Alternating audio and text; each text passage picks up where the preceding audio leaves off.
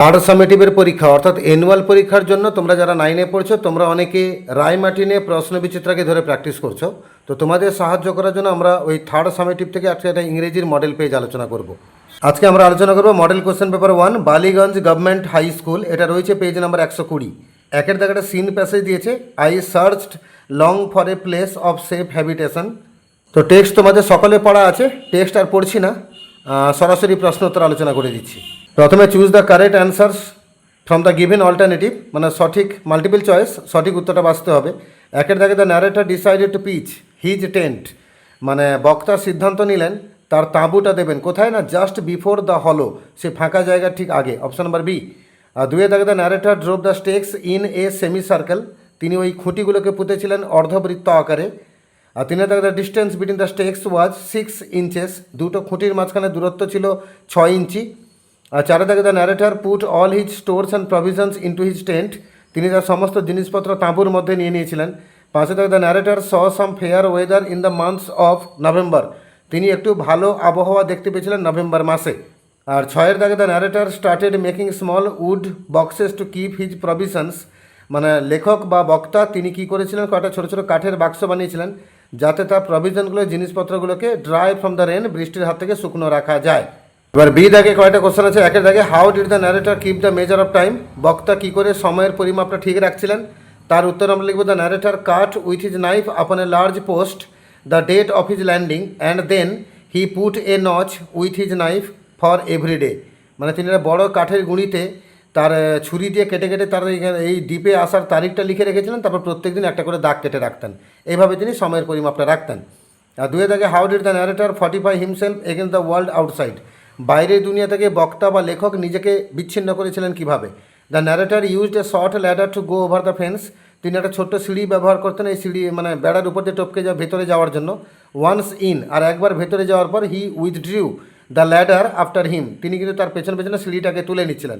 So that he was completely fortified against the world outside, যাতে তিনি পুরোপুরি বিচ্ছিন্ন হয়ে থাকতে পারেন ওই বাইরের দুনিয়া থেকে।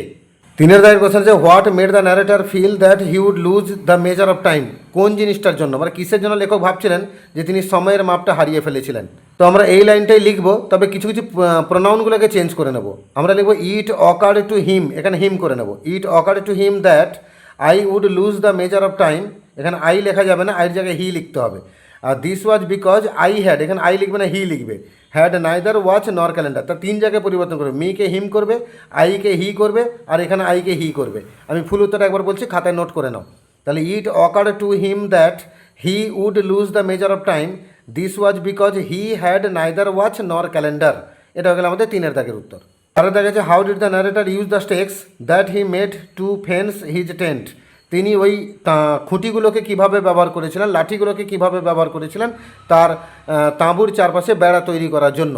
এখানেও সে একইভাবে বই লাইনে উত্তর লিখবে, তবে আইগুলোকে হি করে নেবে, নাউনগুলোকে চেঞ্জ করে নেবে, আইটাকে হি করে নেবে, দিলে উত্তরটা হয়ে যাবে। আমি ফুল উত্তরটা একবার বলছি শোনো। He cut the wood he collected into stakes, he drove them into the ground in a semi circle around his tent, এখানে হিজ করবে। The stakes stood 6 inches apart from each other, he put the cables he had rescued from the ship around the stakes in the manner of a fence. তাহলে এই bracket দেওয়া অংশটা তুলবে, খালি আইগুলোকে পাল্টে হি করে নেবে, আর এখানে মাই পাল্টে হিজ করে নেবে, দিলে আমাদের চারের দাগের উত্তর হয়ে যাবে। একটা পোয়েম দিয়েছে দুয়ের দাগে, পোয়েমের লাইনগুলোর মানে আর বলছে না, সরাসরি প্রশ্ন উত্তর বলছে মধ্যে শোনো। এ একের দাগে the number of the ship that were sailing by each 3, মানে কবি দেখছিলেন কটা জাহাজ রওনা হলো, উত্তর হচ্ছে 3টা, 3।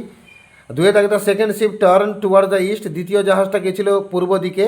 আর the wind hunted the second ship like a beast, আর বাতাসটা ঘিরে ধরছিল দ্বিতীয় জাহাজটাকে পশুর মতো। আর চার দাগে the condition of the sea when the ship started to sail was lifting running and quaking, এসব জায়গায় লিফটিং বলা আছে, এখানে রানিং বলা আছে, এখানে কুয়েকিং বলা আছে। তাহলে তিনটাই উত্তর হবে, অপশন নাম্বার ডি। আর পাঁচে দাগে the second ship was anchored in captivity. তারপরে কমপ্লিট দ্য সেন্টেন্সেস। একের দাগে the wind carried the first ship to a rich country. আর দুয়ে দাগে the first ship turn toward the west. আর তিনের দাগে the second ship was captivated by the wind. আর সি দাগে দুখানা কোশ্চেন দেওয়া আছে। একের দাগে what did the wind do to the first ship, বাতাস প্রথম জাহাজের ক্ষেত্রে কী করলো, তার উত্তর লিখবো the wind possessed the first ship and carried it to a rich country. আর দুয়ে দাগে at what time of the day did the ship start their journey, দিনের কোন সময়ে জাহাজগুলো তাদের রওনা হয়েছিল, উত্তর হচ্ছে the ship started their journey in the morning, তারা সকালবেলা রওনা হয়েছিল। এবার একটা আনসিন দিয়েছে, পড়ছি শোনো, 3 দাগে। Through out history man has changed his physical environment in order to improve the his ways of life. ইতিহাস জুড়ে আমরা দেখতে পাবো মানুষ তার যে চারপাশে পরিবেশটা তাকে পরিবর্তন করেছে তার জীবন ধারণের পদ্ধতিটাকে উন্নত করার জন্য। With the tools of technology he has altered many physical features of the আর্থ। প্রযুক্তির সাহায্য নিয়ে সে পৃথিবীর উপরে যে অবস্থাটা তাকে অনেকবার পরিবর্তন করেছে। He has transferred forest and grassland into farmland. সে বনভূমিকে এবং ঘাস জমিগুলোকে চাষযোগ্য জমিতে রূপান্তরিত করেছে। Made lakes and reservoirs out of the rivers for irrigation purpose. জলসেচের জন্য এবং হাইড্রো ইলেকট্রিক পাওয়ার জলবিদ্যুতের জন্য সে কী করেছে, নদীকে কেটে হ্রদ বানিয়েছে, রিজার্ভায়ার বানিয়েছে।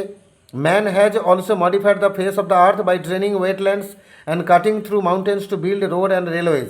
মানুষ আরও কী করেছে না, পৃথিবীর মুখটাকে মডিফাই করেছে, বদলে দিয়েছে। ওই ওয়েটল্যান্ডগুলোকে ড্রেন করেছে এবং তার সঙ্গে যে পর্বতকে কেটে রাস্তা তৈরি করেছে, রেলপথ নির্মাণ করেছে। However, man's changes to the physical environment did not always have beneficial result. তবে মানুষের এই যে পরিবেশের যে মানুষ পরিবর্তন করছে, এটা সবসময় যে উপকারী রেজাল্ট দিয়েছে তা নয়। Today pollution of air and water is increasing danger to the planet. আজকের দিনে কিন্তু আমরা বায়ু দূষণ এবং জলদূষণ দেখতে পাচ্ছি, সেটা কিন্তু পৃথিবীতে বা এই গ্রহে বিপদকে বাড়াচ্ছে। Each day tons of gases come out of the exhaust of the motor vehicles. প্রত্যেক দিন মোটর যানবাহন থেকে টন গ্যাস, বিষাক্ত গ্যাস নির্গত হচ্ছে। Smoke from factories pollutes the air of the industrial areas and the surroundings areas of countryside. তার সঙ্গে সঙ্গে কলকারখানা থেকে যে ধোঁয়াগুলো বেরোচ্ছে সেটা কিন্তু বাতাসকে, শিল্প কলকারখানা এলাকাতে বাতাসকে দূষিত করছে এবং চারপাশে এলাকাকে, গ্রামীণ পরিবেশে সেখানে বাতাসকে দূষিত করছে। The air in cities is becoming unhealthy. শহরগুলোতে কিন্তু বাতাস কিন্তু অস্বাস্থ্যকর হয়ে পড়ছে। The pollution of water is equally harmful. আর তার সঙ্গে জলের দূষণটাও সমানভাবে ক্ষতিকারক। In the sea pollution from oil is increasing. সমুদ্রে তেলের দ্বারা যে দূষণটা হয় সেটা বাড়ছে। And is killing an enormous number of algae, fishes of birds. এবং প্রচুর পরিমাণে অ্যালগি, মাছ এবং পাখি এদেরকে মারছে। The industrial waste have already made many reverse lifeless. এই শিল্পের যে আবর্জনা, বর্জ্য পদার্থ, এগুলো কিন্তু অনেক নদীকে এখন প্রাণহীন বানিয়েছে। Conservation is believe that it is necessary for man to limit the growth of technology in order to survive on earth. পরিবেশবিদ যারা, তারা বলছেন যে না, এখনই কিন্তু আমাদের প্রযুক্তির যে বৃদ্ধিটা, এটা কিন্তু লিমিটে আনতে হবে যাতে পৃথিবীতে সুস্থভাবে বেঁচে থাকা যায়। প্রথমে কিছু এমসিকিউ দেওয়া আছে। একেটাকে man has try to change his physical environment to improve his way of life, option number B. আর 2 দাগে human beings have transferred forest and grassland into farmlands. 3 দাগে man has cut through mountains to build roads and railways. Draining of wetlands have modified the face of earth. আর 5 দাগে the planet earth is in danger because the air and water is getting polluted. আর true false আছে। একের দাগে man has transformed forest and farmland into grassland, কথাটা ভুল হবে। Supporting হবে he has transferred forest and grasslands into farmlands. আর 2 দাগে the air in cities may cause sickness, মানে শহরাঞ্চলে যে বাতাসগুলো সেগুলো অসুস্থতা সৃষ্টি করতে পারে, যেহেতু অস্বাস্থ্যকর হয়ে গেছে, অবশ্যই ট্রু, টি লিখলাম। সাপোর্টিং হবে the air in the cities is becoming unhealthy. আর 3 দাগে animals and birds are not affected by water pollution. জলের দূষণের দ্বারা প্রাণীরা এবং পাখিরা নাকি কোনো রকম ক্ষতিগ্রস্ত হয় না, কথাটা ভুল, ফলস। সাপোর্টিং এই বাক্য লিখে দেবে the pollution of water is equally harmful. In the sea pollution from oil is increasing and is killing an enormous number of algae, fishes and birds. The pollution থেকে বার্ডস অব্দি, এটা third supporting statement. C দাগে কয়েকটা question দিচ্ছে। প্রথম প্রশ্ন আছে what is the belief of conservationist regarding the growth of technology. এই যে প্রযুক্তির বৃদ্ধিকে নিয়ে পরিবেশবিদরা কী ভাবছেন, সেক্ষেত্রে এখন লাস্ট বাক্যটা লিখে দেবে conservationist believe that it is necessary for man to limit the growth of technology in order to survive on আর্থ। তাহলে কনজারভেশনিস্ট থেকে শুরু করে আর্থ অব্দি লিখে দেবে, এটা হলো আমাদের 1 দাগের উত্তর। 2 দাগে হচ্ছে with what has man change his physical environment, মানে কী দিয়ে মানুষ তার পারিপার্শ্বিক যে পরিবেশের অবস্থা পরিবর্তন করেছে, না কিসের সাহায্যে, না টেকনোলজির সাহায্যে, মানে প্রযুক্তির যে যন্ত্রগুলো তার সাহায্যে। আমরা লিখবো with the tools of technology, তারপরে এখানে প্রশ্নতে লিখবো man has changed his physical environment. আবার বলছি with the tools of technology man has changed his physical environment. উত্তর হয়ে গেল। 3 দাগে what is the cause of the air pollution, বায়ু দূষণের কারণ কি। তার উত্তরে এই বাক্য লিখবে each day tons of gases come out of the exhaust of motor vehicles, smoke from factories pollutes the air of industrial areas and the surrounding areas of countryside. তাহলে ইচ ডে থেকে শুরু করে country side পর্যন্ত, এটা আমাদের 3 দাগের উত্তর। 4 দাগে আছে what is the result of pollution of water in the seas, সমুদ্রে যে জলদূষণ হয় তার ফলে কি হয়। সেক্ষেত্রে এই বাক্যটা আবার লিখবে the pollution of water is equally harmful. In the sea pollution from oil is increasing and is killing an enormous number of algae, fishes and birds. The pollution থেকে বার্ডস অব্দি। এটা আমাদের 4 দাগের উত্তর। ডি দাগে একটা সমার্থক শব্দ দিয়েছে, persons who work to protect natural resources and the environment, সেই ব্যক্তিগুলোকে কি বলে? উত্তর হচ্ছে কনজারভেশনিস্টস। হয়ে গেল। এবার আমরা গ্রামার পোর্শনে যাব। 4 দাগে আর্টিকেল প্রিপোজিশন আছে, Socrates was born in Greece of a poor working class parents probably in the year 470 BC. As a young man he served in army and fought in several battles. 5 দাগে fill in the blanks with appropriate form of the verbs. Rita had reached the station before the train left, আর we expected him yesterday. আর 6 দাগে do as directed, প্রথমটা হচ্ছে I know a man who is very wise, simple করতে বলেছে, উত্তর হবে I know a very wise man. Are the 2 দাগে দ্য সান শোন ব্রাইটলি, ব্রাইটলিকে নাউন করে বাক্য বলতে বলেছে, উত্তর হবে the sun shone with brightness, NESS, brightness. আর 3 দাগে good morning sir said the students to the teacher, narration change করতে বলেছে, আমরা লিখব addressing sir the students greeted their teacher good morning. 4 দাগে আছে I do not believe your word, এটাকে assertive করতে বলেছে, আমরা লিখব আই ডিসবিলিভ ইয়োর ওয়ার্ডস। এগুলো খাতায় নোট করে নাও, I disbelieve your words, believe বানানটা থাকবে, খালি DIS ডিস জুড়ে দেবে, তাহলে আই ডিসবিলিভ ইয়োর ওয়ার্ডস। 5 দাগে Nitin has bought a new book, এটা ভয়েস চেঞ্জ করা হবে, আর new story book has been bought by Nitin.